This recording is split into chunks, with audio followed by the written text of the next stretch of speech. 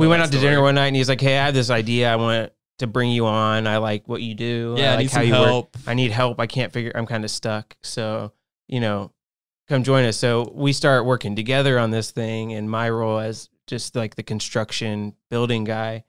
We used my garage at my apartment to build our first prototype ever off this tiny little Stirling engine. Yeah, I was gonna say, how big is this thing? It's the first one ever that we built was it fit on top of a folding table. In no way actually worked. It was awful. it was a terrible. It was more of a result, funny story than anything. Yeah, it could sit like right here on this table. Yeah. I was trying to build it as small as possible. And how big would this thing be in use?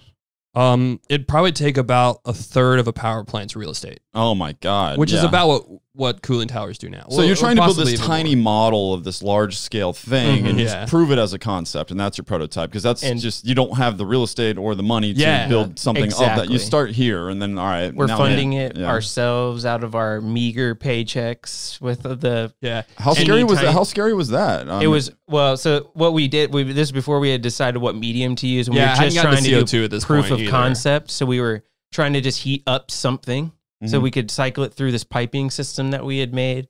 And it was we ran like a hot oil loop. It was so we set it on hot oil. So we had this turkey burner set up with this pot of oil that we had drilled holes into so we could pipe in and out of it.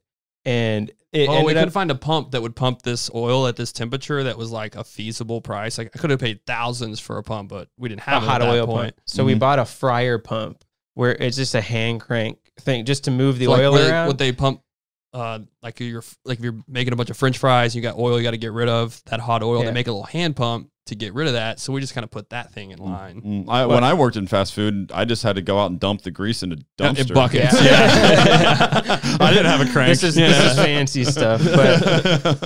So anyway, we're trying to run this thing. We've got an open flame with oil circulating through, and not to mention, we're not really expert pipe fitters by any means. Yeah. So this thing is leaking like a sieve, and Garret is in there trying to run the system. So Dave had flinging hot oil. He was at work, and I was like, because we'd finally finished it. I was like, I really want to turn this thing on, and I can't wait anymore. And Dave's like, dude, I have to finish this before I can leave work, so wait for me. And I was like, okay, click, and got it all moving. Turn it on, like, all right, whatever, bye. So, and then it's kind of a really stupid thing looking back at it, but as I started getting the system up to temperature and things are starting to get where I want them, I'm like, oh yeah, cool, this is happening. I got this thing moving, and I'm sitting here cranking this with my left hand. I'm like adjusting the turkey burner with this hand.